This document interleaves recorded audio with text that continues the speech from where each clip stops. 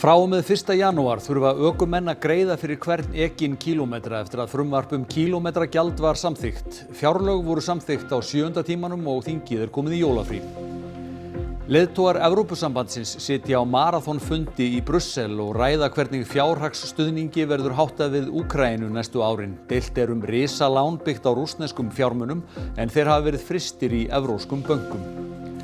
Nýr kafbátadróni Landhelgisgæslunnar var sjósettur í Kollafirði í dag. Hann gjörbreytir eftirliti með mikilvægum neðansjávar-innviðum eins og sæstrengjum. Fjöldamótmæli hafa verið í Litáen undanfarna daga vegna fyrirætlana stjórnvalda að auðveldara verði að reka útvarpsstjóra Ríkisútvarpsins þar. Blaðamenn óttast skert fjölmiðlafrelsi. 50.000 blikkandi jólaljós og ótal jólastyttur prýða hús í Njarðvík. Húsráðandi opnaði jólaútvarpsrás til að leika undir herlegheitunum en þvertekur fyrir að vera jólabarn.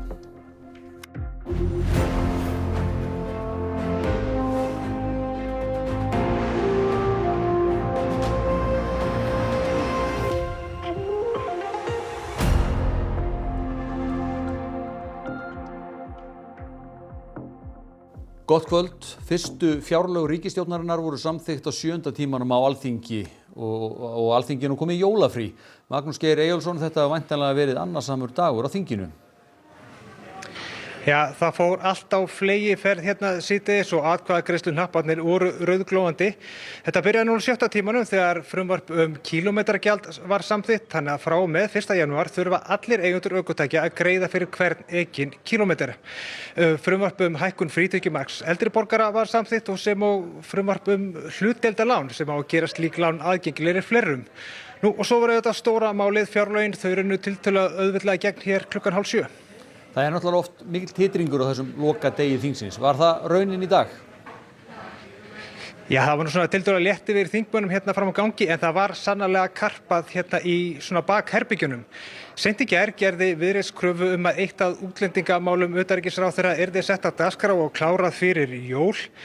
Það lagðist vægast sagt illa í stjórnarandstöðuna enda var það ekki hluti af samkomulagi þinglok. Og hún var ekki tilbúin til að fara út fyrir það samkomulag. Þetta voru miklir hitafundir hérna í gærkvöldi og í dag og það stendur jafnvel í hádegisbil að það næðist ekki að klára í dag. En það fór svo að Viðreisn bakkaði með sína kröfu meðal annars fyrir tilstuðlan þingforseta og svona þegar það lá fyrir þá leystist þetta allt í miklu bróðurni. Eins og sagði, hérna 6:30 þá lauk atkvæðagreiðslunni fjárlagafrumvarpið. Þingmenn höfðu margt og mikið það að segja og tíma mætti halda að þingmenn stjórnar og stjórnarandstöðu var að greiða atkvæðum, sitthvort plaggið, slíkur munurinn á framsetningu í ræðum. Við skulum heyra brot úr ræðunum. Við getum ekki sendt reikningin fyrir lífskjörum inn í framtíðina en við þurfum á sama tíma að vinna á skuldum í innviðum, í þjónustu við börn og í heilbrigðiskerfinu. Þetta góður dagur fyrir Ísland.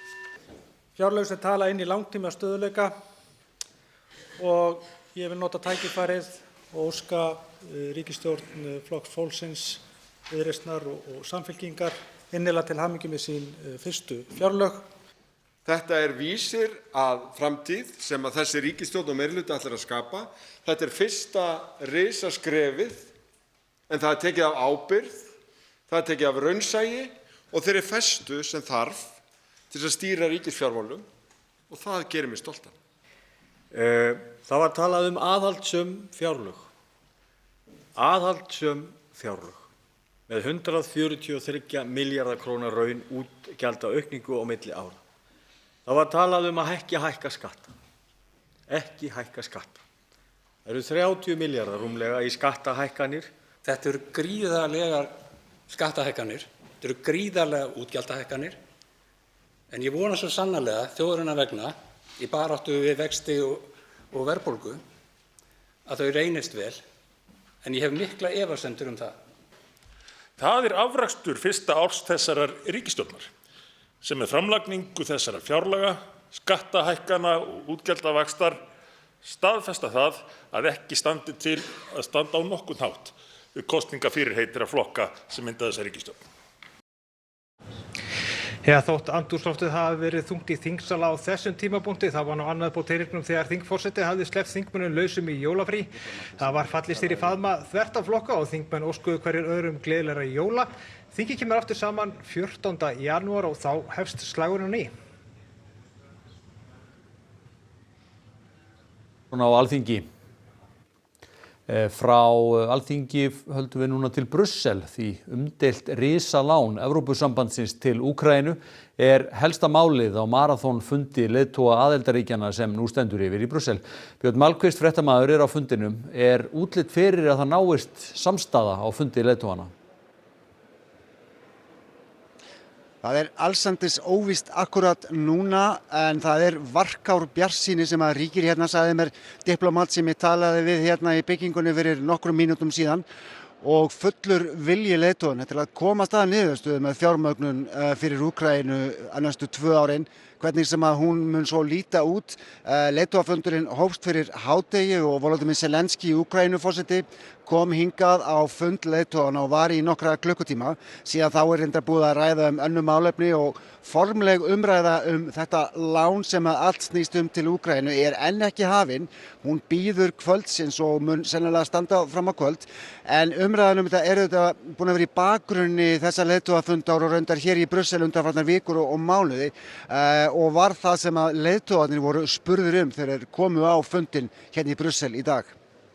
There's 2 good reasons to use the Russian frozen assets. The first is the principle that the aggressor has to pay for the damages done. Not European taxpayers, not everybody else, but the aggressor has to pay. For me, it's important that we can show our decisiveness today about Ukraine. It's very important for Ukrainians as well as for Europeans and for those negotiations which are going on with US and Russia, that Europe are a partner here. I think it's very important for ourselves as well. Je veux ici dire qu'on doit rassembler tout le monde. On trouvera une position qui permettra de décider. Et c'est pour moi l'objectif de ce Conseil. On doit donner de la visibilité à l'Ukraine, on doit permettre de continuer de mener l'effort de résistance et nous devons être là en soutien pour construire une paix juste et durable. I would not like to see a European Union which is in war. To give money means war. Meirihluti fyrir þessari ákvörðun með skaðabótalánið sem byggir á fjármunum Rússa? Já, það meirihluti og flest stærstu ríkin eru mjög áfram að afgreiða þetta mál. Ungverjar augljóslega ekki eins og við heyrðum áðan hjá Viktor Orbán, forsætisráðherra Ungverjalands.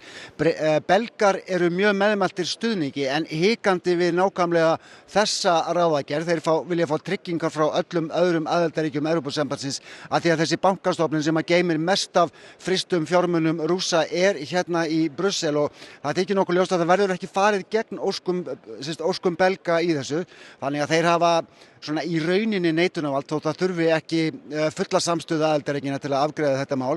Þetta skiptir eins og mjög miklu máli fyrir trúverðugleika Evrópusambandsins. Það eru hér fjölmiðlar frá öllum heimsins hornum að fylgjast með hvernig þessu máli reiðir af og Evrópusambandið þarf að taka af skarið þetta. Þetta skiptir auðvitað líka mjög miklu og höfuðmáli fyrir Úkraínu, sagði Zelensky forseti á fundi með blaðamönnum hér eftir hádegið í dag. Я вважаю, що reparation loans,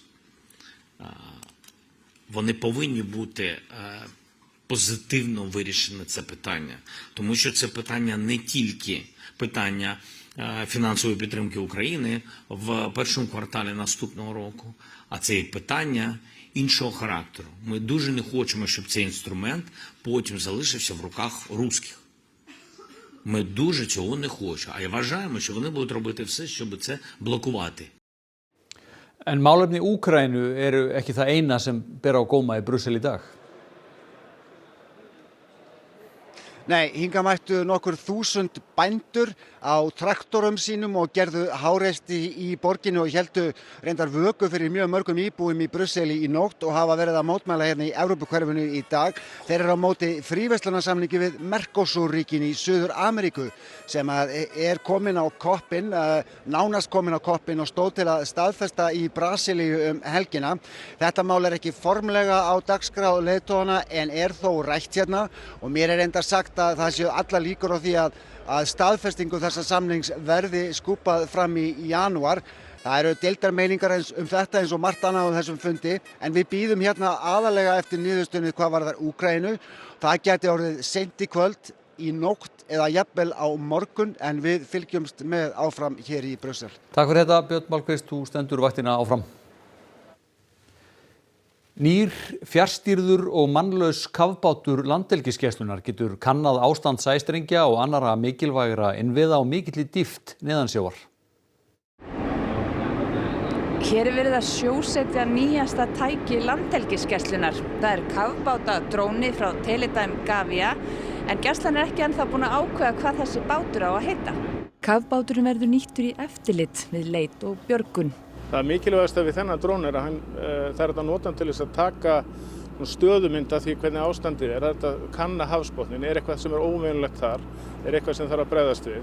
Þannig að hann nýtist mjög vel til að auka okkar stöðuvitund neðansjávar. En hafið orðið vör við eitthvað grunsamlegt? Við sjáum náttúrulega hér í hafinu kringum okkur umferð sem er fylgst vel með og þessi bátur er náttúrulega ákveðin leið okkar til þess að ganga úr skuggum hvort eitthvað hefur verið gert. Já, almennt eru öll ríki og Ísland líka að herða á og bæta við og efla sitt öryggi og varnir, svo sem eftirlit í höfnum og til dæmis í kringum skip sem eru í einhverjum aðgerðum hér á Íslandi. Báturinn getur farið niður á 1000 metra dýpi og rafhlaðan endist í 6 til 8 klukkustundir, allt eftir aðstæðum. Hann gerir okkur kleift í raun og veru að skoða innviði, sæstrengi sem eru neðansjávar og niður á 500 metra dýpi, leita af hlutum sem hafa kannski verið settir nálagt viðkvæmum neðansjávarinnviður. Þetta gefur okkur kleift að leita hafnir og siglingaleiðir og að kortleggja hafsbotninn með miklu betri nákvæmni heldur en áður. Hvað kostar svona bátur? Það leipur nokkrum tugum milljóna sem verðið á þessum er. Þetta snýst líka leit og björgun og endurheimt, til dæmis ef það er skip sem sökkva eða flugvélar sem lenda í sjó og jafnvel fólk sem þarf að leita á hafsbotni. Þá eykur þetta getu okkar mjög mikið. Við erum að skoða núna stóra lögn sem liggur hérna út eftir og svo er líka prammi hérna neðansjávar sem við erum að skoða í leiðinni. Með þessu tæki þá getum við farið mun nær viðfangsefnunum á hafsbotni og fengið mun skýrari og nákvæmari upplýsingar það sem þar er.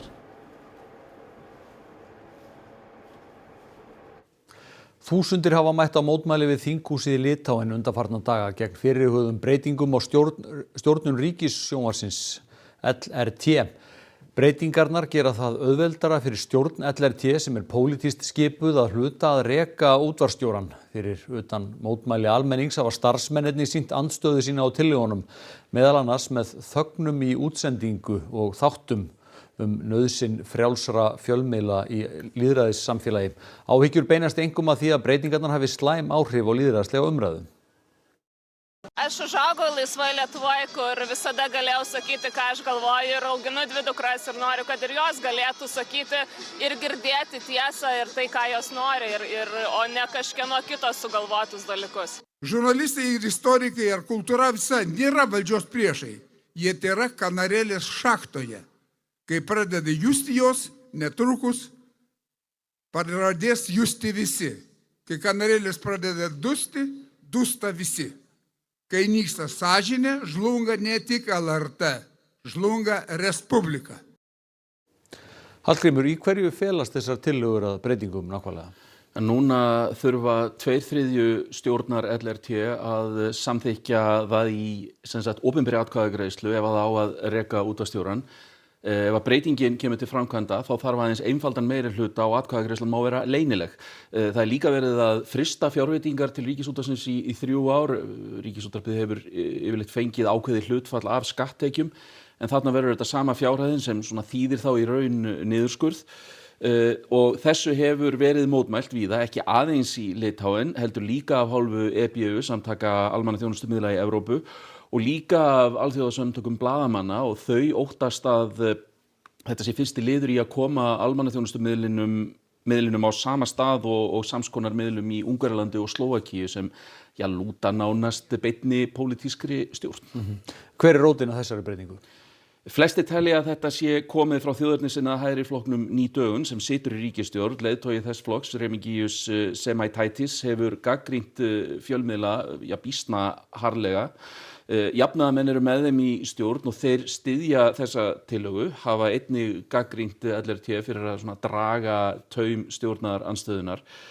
Stjórnvöld hafa verið reyndar almennt ósátt við útvarpsstjórann og þess vegna telja býsna margir að þessar tillögur beinist sérstaklega gegn sitjandi útvarpsstjóra. Og hver staðan á málinu núna? Já, stjórnarflokkarnir samþykktu þessa tillögu eftir fyrstu umræðu í síðustu viku. Þeir reyndu svo að afgreiða málið í flýtimeðferð. Stjórnarandstaðan brást við því með því að leggja fram alls konar breytingartillögur til að tefja málið, tillögur sem við vita var ekki samþykkt og ein þeirra hljóðaði til dæmis upp á það að köttur eins þingmanns gæti rekið útvarpsstjórans. Þetta sýnir svona ákveðin fáránleika í málinu. Það stóð til að afgreiða málið á þingi í dag. Því var frestað vegna veikinda hjá formanni menningarmálanefndar þingsins. Núna síðdegis lagði Inga Ruginiene, forsætisráðherra Litáen, til að það yrði hætt við þessar tillögur gegn því að stjórn Ríkisútvarpsins í Litáen myndi segja af sér og það myndi jafnframt þýða afsögn útvarpsstjórans. Það ekki komin viðbrögð við þessu þannig að það eiginlega algjör óvissa framhaldið eins og staðan núna. Takk fyrir þetta, Hallgrímur. Umhverfis- og orkumálaráðherra ánægður með skýrslu rannsóknarnefndar Alþingis snjóflóðið í Súðavík árið 1995. Hann hyggst auka fjárveitingar til byggingar og viðhalds ofanflóðavarna og efla náttúruvárvöktun Veðurstofunnar. Í raun og veru þetta skýrsla sem hefði kannski betur komið út fyrir 20 árum.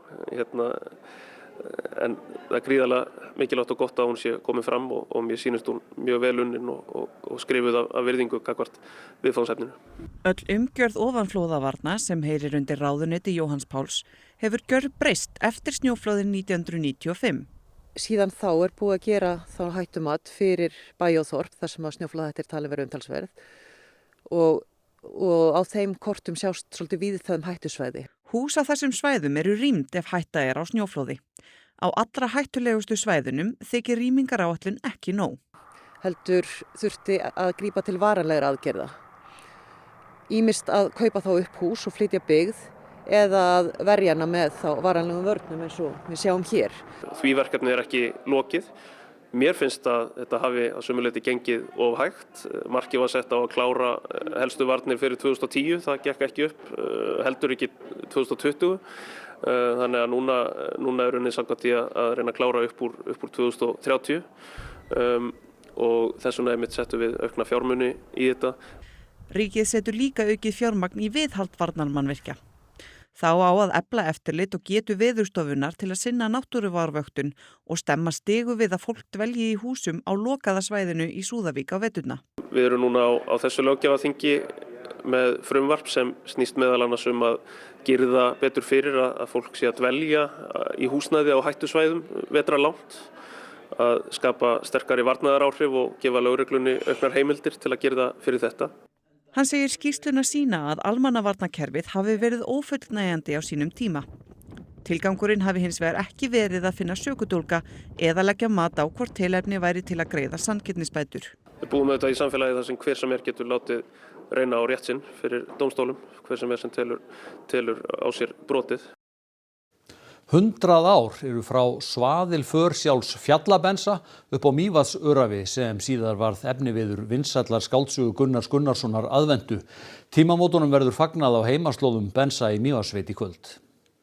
Fjallabensi var bara alþýðumaður hérna í Mývatnssveit, vinnumaður sem hafði það svona að ástríðu verkefni að fara í desember á hverju ári upp á Mývatnsöræfi að leita að kindum sem að verða alltaf eftir í svona svokallar eftirleitir. Ferðasaga Fjallabensa, fórustu sauðsins Eitils og fjárhundsins Leós varð síðar innblástur að vinsælli skáldsögu Gunnars Gunnarssonar aðventu sem gestir geta hlýtt á upplestur úr í kvöld. Ég ætla aðeins að fjalla þessa ferð, bæði sem að Benedikt fór í sjálfur og hvernig Gunnar Gunnarsson vinnur úr henni í aðventu. Þá verður einnig rætt fórustu fé og veðrið sem þríeki lenti í sem sagður var aftaka beilur. Þetta byrjaði eiginlega á því að bara heima vorum við að tala og fólk mundi þennan vetur. Það byrjaði að snjóa í desember og síðan bara snjóaði allan tíða fram í maí. Sigurður á ekki langt að sækja veðuráhugan. Á heimabæ hans á Grænavatni voru veðurathuganir gerðar á þeim tíma sem Fjallabensi ferðaðist Ég, sem sagt, þekki það líka ekki bara að skoða það á netinu eins og eða í símanum, heldur einmitt að líta til veðurs, sjá í hvaða átt Bláfjall tyllir húfunni og þannig. Þekktasta myndin af Fjallabensa var tekin af Bárði Sigurðssyni í Höfða árið 1926, þar sem hann stendur ásamt sauði sínum og hundi. Og fyrir þá sem hafa áhuga á því að endurgera myndina af Fjallabensa, þá stendur fólki til boða á aðventunni að koma hérna í þetta sett og mynda sig hérna með sauðnum, en það þarf hins vegar að hafa fjárhundinn meðferðis. Njarðvíkingur sem prýðir hús sitt 50.000 ljósaperum segist vera skreytingabarn fremur en jólabarn. Hann ráðleggur þeim sem hyggja á veglegar jólaskreytingar að sína fyrirhyggju.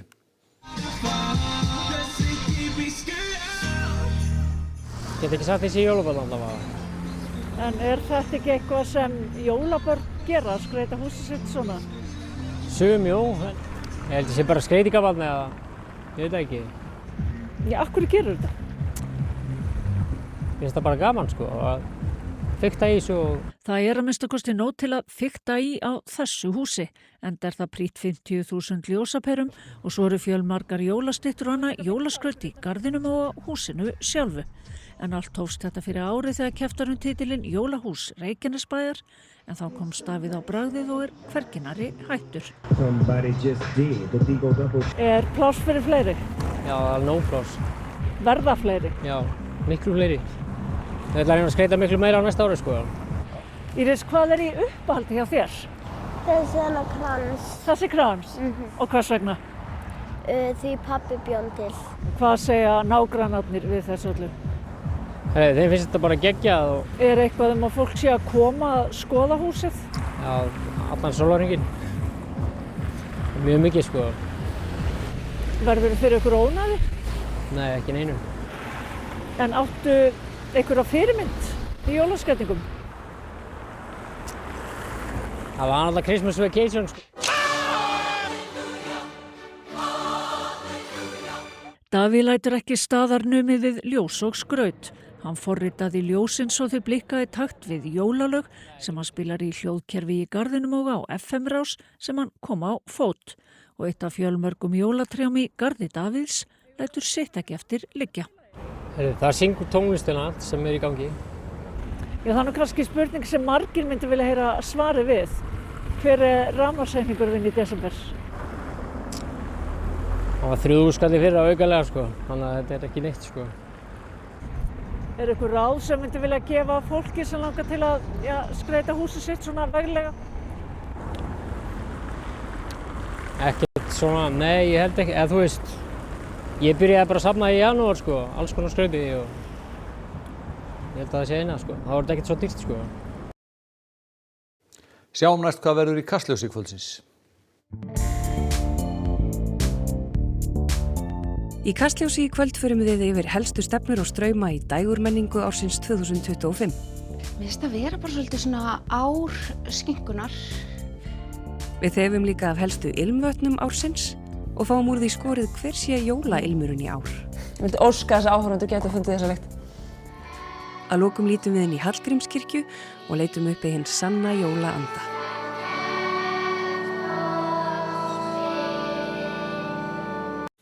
Lítum til veðurs, norðaustan gola eða kaldi og víða bjart vestan til á landinu í kvöld en skýjað fyrir austan og úrkomu lítið og skúradembur suðaustan til, skýjað og smá skúrir austan til á morgun en víða bjart vestan til á landinu. Vaxandi austanátt og þykknar upp suðvestanlands seinnipartinn, hiti víða 0 til 7 stig, nánar veðrið á loknum íþróttafréttum. Snorri Steinn Guðjónsson landsliðs einvaldur karla í handbolta valdi í dag þá 18 leikmenn sem keppa fyrir Íslands hönd á komandi Evrópumóti í janúar. Brattið þegar janúar kemur og ætlumstóru hluti. Við trúum því að ef við skilum góðri frammistöðu þá séum við það góðir að það skil okkur ykkur.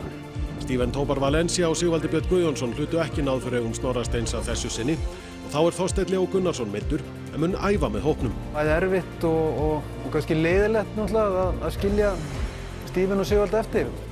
Logi Geirsson kemur til okkar og ræðir landsliðsvalið og vonir og væntingar þjóðarinnar fyrir Evrópumótið sem hefst hjá íslenska liðinu 16. janúar. Allt þetta í íþróttum eftir andartak. Helstu atriði frétta. Frá og með 1. janúar þurfa ökumenn að greiða fyrir hvern ekinn kílómetra eftir að frumvarp kílómetragjald var samþykkt. Fjárlög voru samþykkt á 7. tímanum og þingið komið í jólafrí.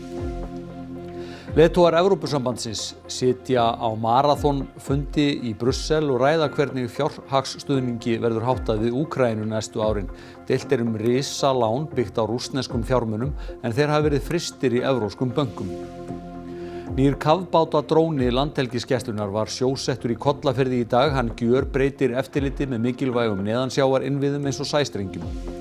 Fjöldamótmæli hafa verið í Litháen undanfarna daga vegna fyrirætlana stjórnvalda að auðveldara verði að reka útvarpsstjóra Ríkisútvarpsins þar.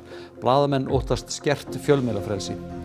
50.000 blikkandi jólaljós og ótal jólastyttur prýða hús í Njarðvík. Húsráðandi opnaði jólaútvarpsrás til að leika undir herlegheitunum en þvertekur fyrir að vera jólabarn.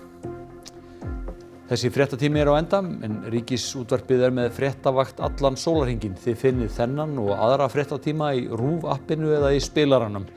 Takk fyrir samfylgdina. Í kvöld verið þið sæl.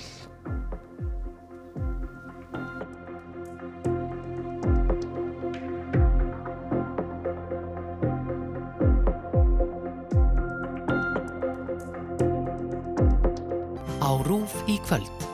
Uppskrift að jólum. Jóhanna Vigdís og Siggi Gunnars færa áhorfendum uppskrift að jólum.